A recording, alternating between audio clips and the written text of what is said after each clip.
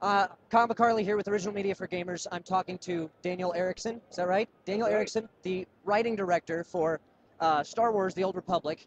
So let's actually get started. You said you've been on this team since there were only 8 people working on Yeah. it. How long have you been working on Old Republic now? Quite a while.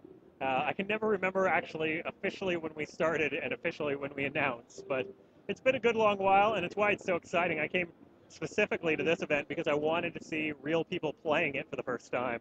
Right. It's been years that, we've had to say no comment, keep things back, etc.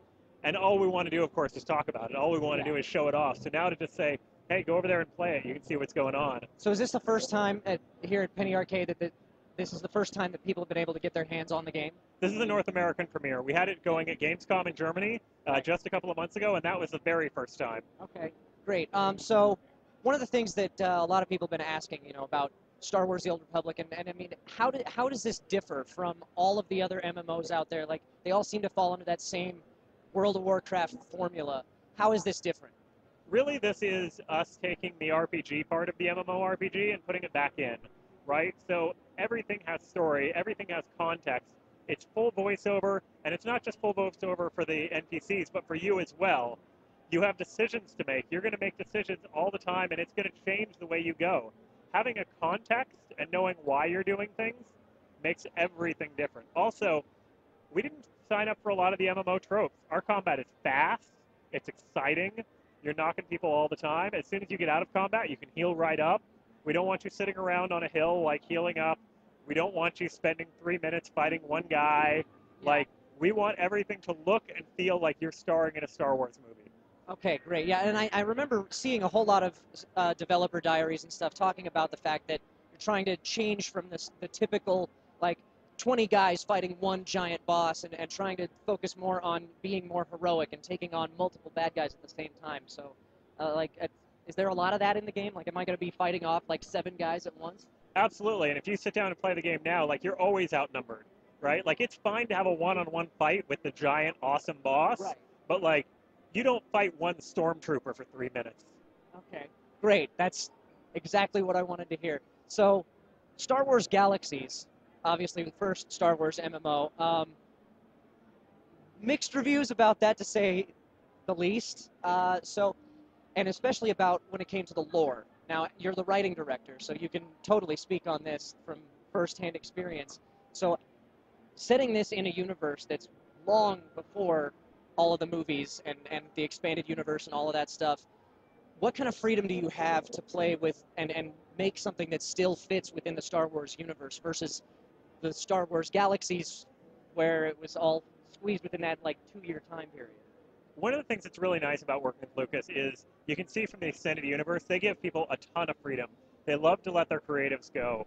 So we want to make sure that everything feels like Star Wars, everything reflects the greater Star Wars sensibility, but in that we can tell our own stories. The reason we even separated it from 300 years from the original Knights of the Old Republic is we're a huge game, we have a ton of stories, we needed to separate out and have a ton of room to play. And actually, it's super easy to do. The reason you move away from the movies, obviously, is we already know who the heroes of the movies are. In this galaxy, in this time period, we want the players to be the heroes. Right. And that sounds fantastic. So, not everybody's going to have a lightsaber, right? It's just going to be like the Jedi and the Sith, right? Correct. You can't get a lightsaber and run around as a bounty hunter. Okay, not even if you kill a Jedi? No. Okay, good.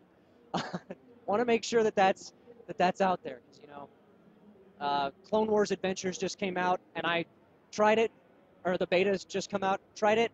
First thing I did, I'm playing a clone trooper, I hit the spacebar button, and I started swinging a lightsaber around, and I was going, that doesn't seem right. But, so you just announced the space combat in the game, and that looks really cool. Do we get our hands on any of the space combat here? No, this is the first playable at all, so, we don't want to overwhelm everybody with all the goodness at once. We still got till spring to next year to show stuff, so you want to roll it out slow. Fair enough, fair enough. Okay, with the space combat, though, I mean, what can you tell us about the space combat? Space combat was really, we looked at it the same way we looked at everything else. We went to the movies, we grabbed every single space combat from the movies, we said, what do you do in Star Wars in space combat? Really came down to a few things. You're either going from point A to point B as fast as possible, whoop, right, hyperspace, and you're done. Right. Or you're trying to get from point A to point B and something goes horribly wrong and somebody attacks you and you have a big fight. Or you're going somewhere specifically to have a big fight, right? You're going somewhere to have a big mission. There's a ton of combat. It's big, it's exciting, it's colorful. There's giant capital ships. Things are going crazy. What you don't do is go out into space and poke around. There's no moment in this ever in the movies where they're like, let's wander to see what's up. Right. Cool. Very cool. I'm looking forward to that. And just ask you one last quick little question, and I know you're busy and everything, so and now I've forgotten what it was. I had it on the tip of my tongue, and now it's just floated away. I can just answer it anyway. Take a guess, yeah. So primarily, especially if you're going to be standing all day and doing one of the things for the floor, bananas are really important for the potassium because they'll really keep you from seizing up. So. How long you been standing around at this booth? About 8 hours. Sounds like a lot of fun. Well, I guess we'll sign off.